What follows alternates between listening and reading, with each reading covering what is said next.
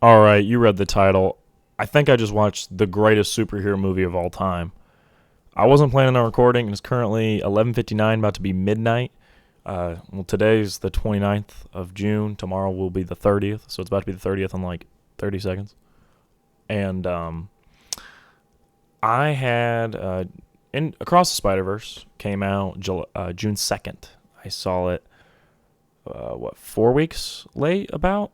So yeah, I saw it really late, but um that was because I was in Europe, and then I got back, and there wasn't really a night that worked for me and G, and I wanted to see it with her, so we waited, and she hadn't seen the first one yet, so we rewatched the first one just Tuesday, and then we went and saw it tonight, and I wasn't planning on recording, but the more and more I thought about it, the more and more I just feel like I don't want to mention this just a little bit in the pod. I'm not sure if this will even be 5 minutes long. This might be a super short episode, but I just wanted to get out my immediate thoughts.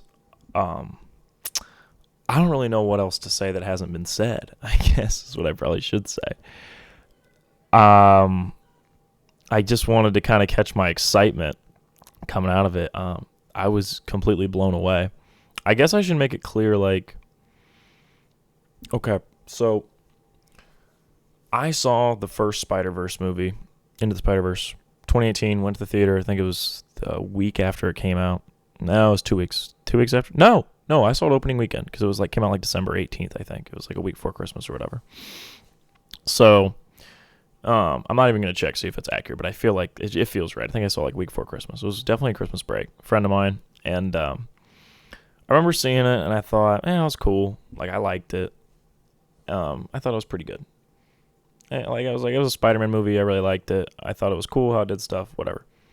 Well, then over the course of like 6 months, it just kind of blew up in popularity. It was weird because like no one really talked about it for like 2 months, and it was like kind of big online, but like I didn't know anybody that talked about it.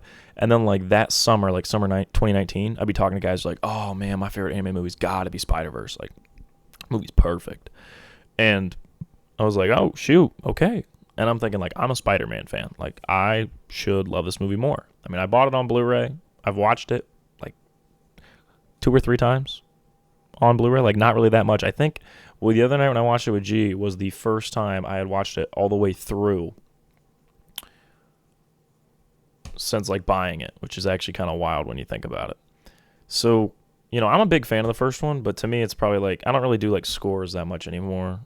Like at least not on the pod. Like I do when I talk to people, I'll be like, yeah, that movie was like an 8 out of 10, but usually on the pod I don't really give scores, but like I think Spider-Verse, the first one, to me is like an 8 out of 10. Like, I really like it. It's just there's something to it where, like, there's a couple scenes. Like, I know some people were like, well, it's perfect. And I'm like, yeah, but there's a couple scenes to me that I feel like drag.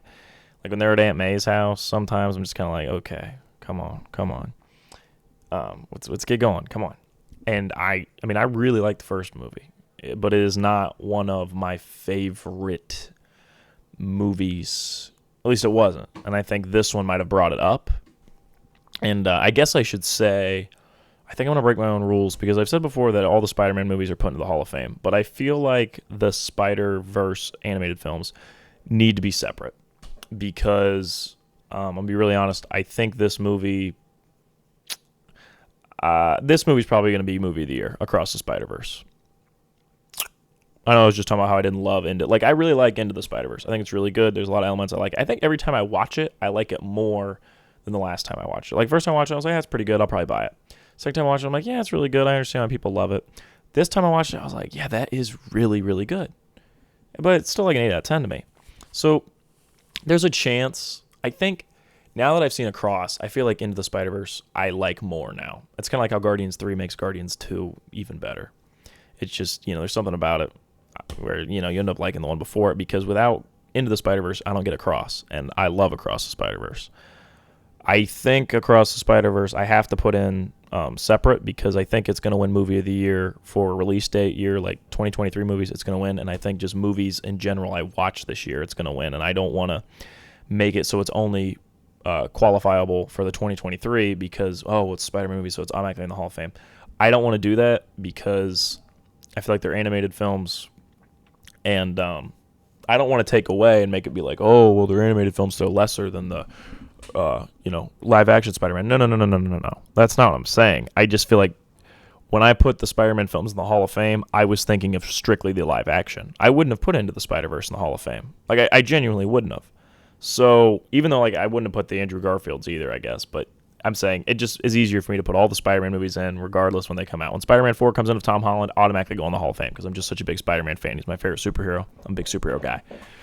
So, the animated films, I just hadn't really thought about putting in, because, like, I like Into the Spider-Verse, but I didn't feel like it was a must-have, and I just think I'm going to put in the animated one separately. And I think part of this is because I want to have a big, I think, like, I've watched, like, I think 40 movies already this year, and I think Across the Spider-Verse is the best one.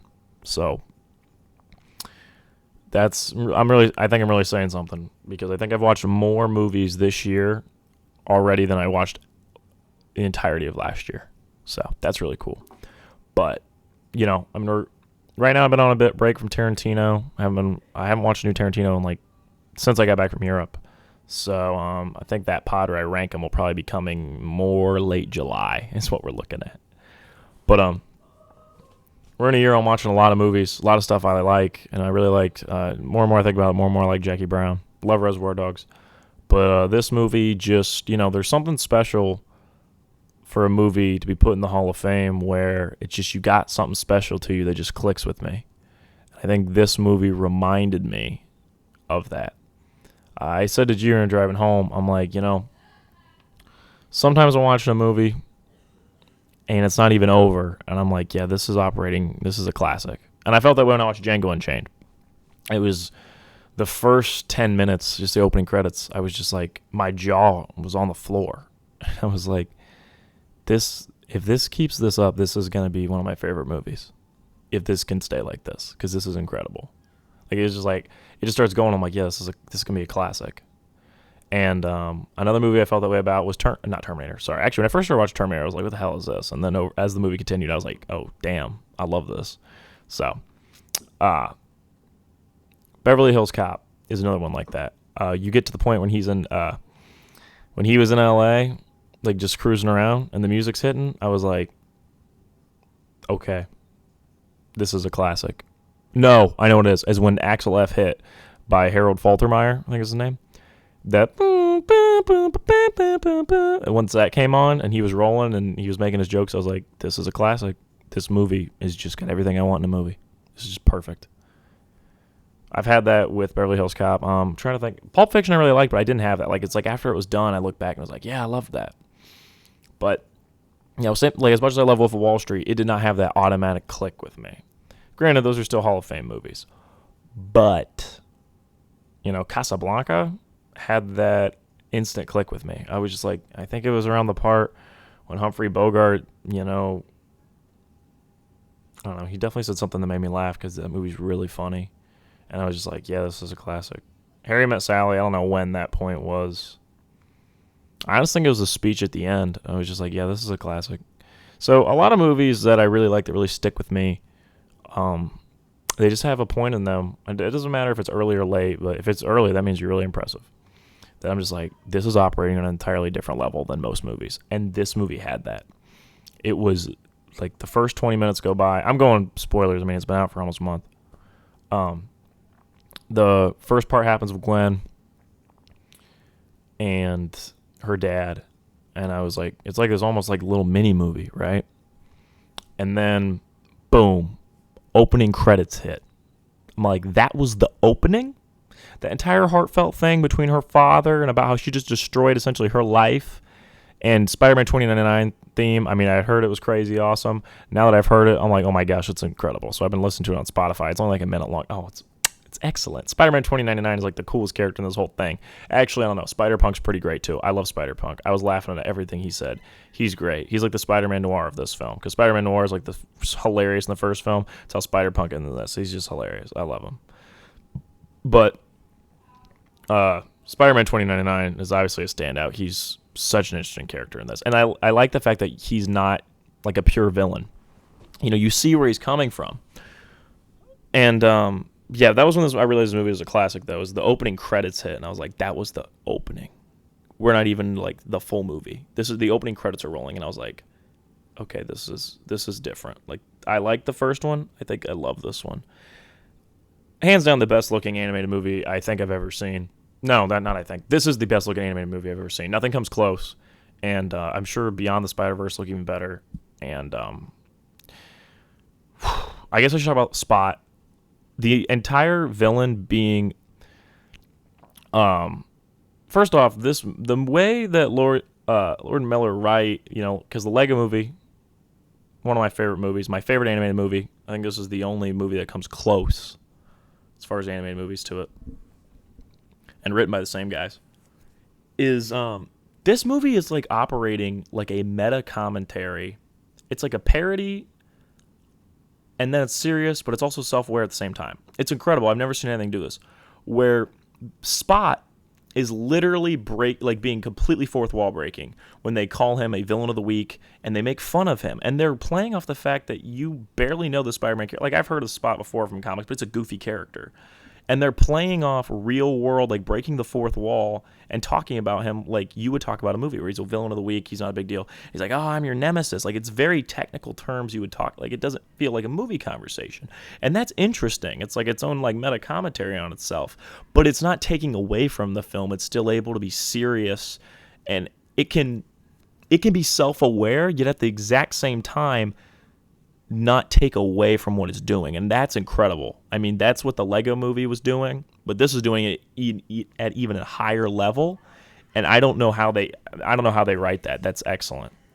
There are multiple points. I mean, it'd be very easy to have plot holes in a story like this where it's universe hopping, and there aren't any, and that blew my mind because I was like, okay, well, Miles must be an anomaly because Spot said like the spider, it's from another dimension, and boom, that came back and tied in. And the whole thing with the machine that sends you back based off your DNA, boom, it tied in with the spider. I was like, Spider-Punk makes a joke about, why don't you just build your own universe traveling watch? Well, then, boom, that ends up tying in because he has an extra one for Gwen. It's like little jokes end up becoming main plot points, and that's an insanely interesting way to write. And that's exactly how the villain was created. The bagel joke in the first one, I never even noticed that joke until, it was like pointed out on like Twitter. I saw somebody's like, the bagel joke hits different now, and I was like, what? And so then last time I watched Into Spider-Verse, I was like, oh, that's really funny. So I pointed out to Genevieve. I was like, this is funny. Look how it says bagel right there. That's really funny. And then boom, Spot is created from that joke. I'm like, that is next level writing right there. Like, I don't care if they had planned that out or not. I'm assuming they didn't. But the fact that they went back and they made a little joke, an important plot point, to me, that's just, you're operating on a completely different level mentally as a writer. Like, the writing in this is sublime. It is perfect. Actually, it is better than perfect, in my opinion. So, I'm completely blown away with what it was doing. And so, oh my gosh, also visually. I mean, do I have to say anything else visually? Like, every character looking different because of their own universe is incredible. I mean, that's just incredible. I can't believe it's the best looking animated movie ever made. It'll be a long time until there's a movie that looks better than this. And the fact that, they stuck with the comic book vibe, and it's even more comic booky this time, honestly, and it's a beautiful movie. And I can't even put into words how blown away I was. It is the longest Western animation movie ever made, and yet I don't even want it to end. I was like, I know this is a two-parter. I know it's going to end soon. And, like, once Miles got there with Prowler, him from the other universe, and it punched that punching bag, I was like, this is probably it. And then that was, and I was like, dang, that sucks, because I was loving it. And so the fact that it's the longest Western animation movie of all time, and yet I think it's better paced than one of the best paced movies I've ever seen, that's incredible. I guess I should say, like, it's so interesting to me, from an audience perspective, where not for a moment did I think, yeah, Spider-Man 2099 is right. We need to look at the universe here. When they have they literally showed us what happens when a universe collapses, and you're sad. You're like, that's terrible. That happened to Spider-Man 2099. And yet you don't even for a moment think, oh, he's right. Your brain, the way the movie as an audience member has you is, you think, well, Miles has got it. He'll work it out. He can do this. And that's exactly how Miles feels. And so it's incredible the way they've written it, where they have the audience, you as an audience member, are in the same mindset as the main character Miles, where you just think, I believe in Miles, he can pull it off. I'm sure he's got it. And that's exactly how he feels. And so the fact that the main character is in the same mindset as the viewer is insane. And that is the way, that's the reason the narrative works so well. I think the whole Gwen Stacy subplot is excellent. She's great in this. She's great in the last one, but it just feels like everything from the last one is just better in this. I think this is a complete upgrade. I really like the first one. I think it'll probably be like one of the last, like the lowest movie like to be put in the Hall of Fame this year, because I think now after watching this, I feel like I'm gonna rewatch the first one again and like it even more now because of this. But this movie, it's probably going to be the best movie of the year, regardless of release date. Obviously, it'd be the best movie based off release date too. So, there's a lot of good movies coming out this year. I think I have high hopes for Barbie, Oppenheimer, Killers of the Flower Moon, Dune Part 2. A lot of big stuff, but I don't think there's going to be a movie I like better than this. This is a very me movie. It's got... my jaw dropped when it cut to the Lego stuff. That blew I think my jaw dropped. Genevieve said like 20 times, and I didn't take my eyes off screen. I had to go to the bathroom so bad during this, and I couldn't leave. Usually I pretty much mentally prepared to miss like a 4 to 5 minute period during a movie because I end up drinking my whole drink and have to go to the bathroom. For this movie, I was like, I cannot do that. I literally cannot do that. The last movie I did that for was Endgame. So it's been 4 years, and I think this is a better movie than Avengers Endgame. Now, granted, I actually haven't rewatched Avengers Endgame like a long time. I think I've only watched it in theaters. I own it, but it's just one of those movies where it's it feels like such a theater experience. And based off my memory, I think Endgame's great, but I think this is better. I think I'm going to title this episode, I think I watched the best superhero movie of all time, because I think this is legit the best superhero movie of all time. I don't think there's anything more.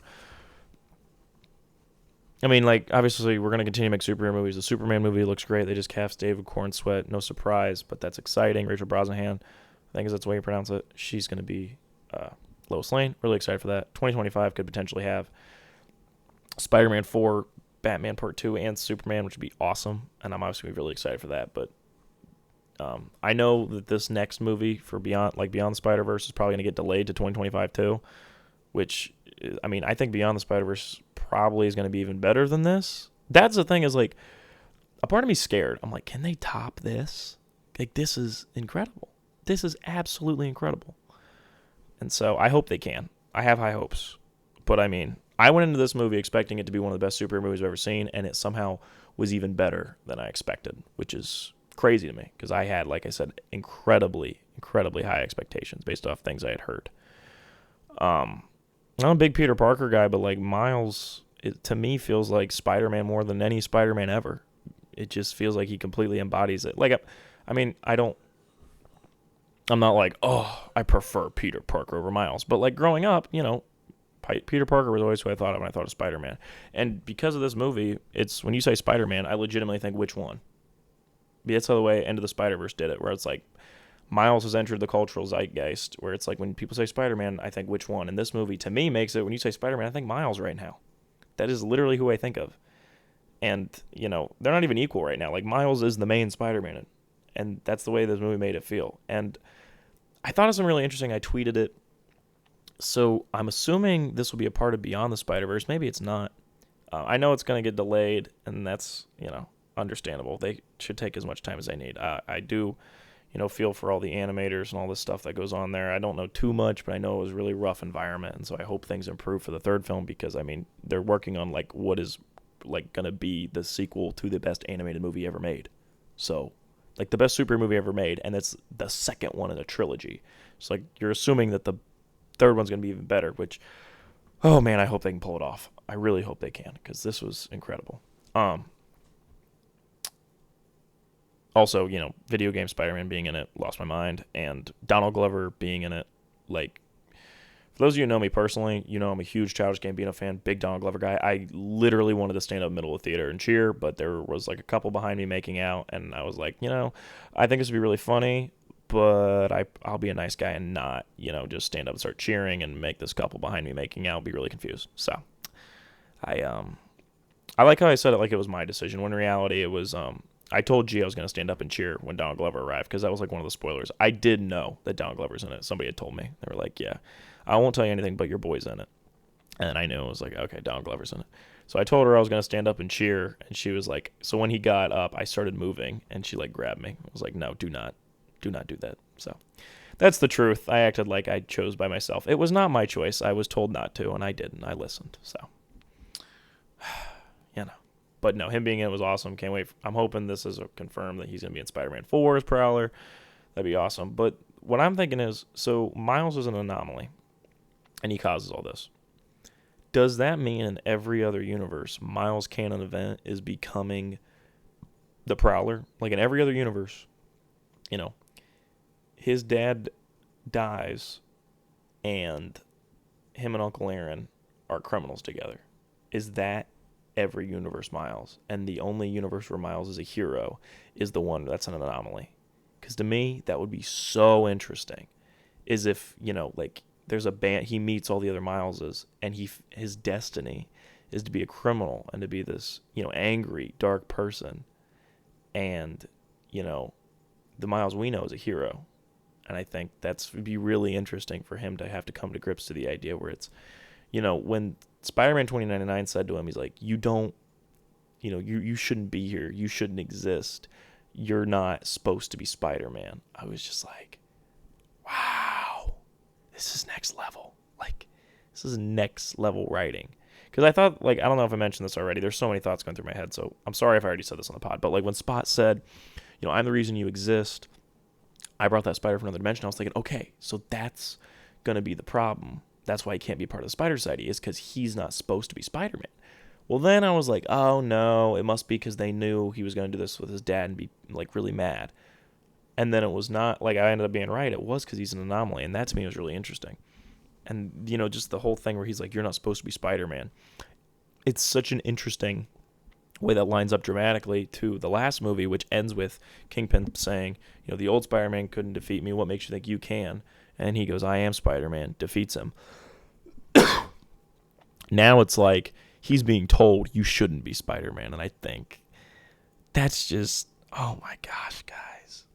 It's a classic. This is an instant classic. I'm so glad I went and saw it in theaters. I'm going to be seeing Indiana Jones 5 tomorrow, and I'll be seeing Flash this weekend. So neither of them are going to be anywhere close to this. This is legitimately, this is the best superhero movie I think ever made. I think the other ones would be The Dark Knight, The Batman. I love Superman 2. Guardians Galaxy 1, 3, Spider-Man No Way Home, Avengers Endgame, Infinity War, Iron Man 1. I love Spider-Man Homecoming, so I put Homecoming in there just for me personally. Maybe Black Panther 1. I love Black Panther. No, I don't think Black Panther would be up there in the best super movies. Probably not. It's the tier below. But I think Into the Spider-Verse would be up there. Spider-Man 1 and 2 with Tobey Maguire. Yeah, those your best. But I named a lot of movies, but this was better than all of them. This is the best Spider-Man movie. This is the best superhero movie ever made. Best movie ever, period? Maybe. I mean, it was excellent.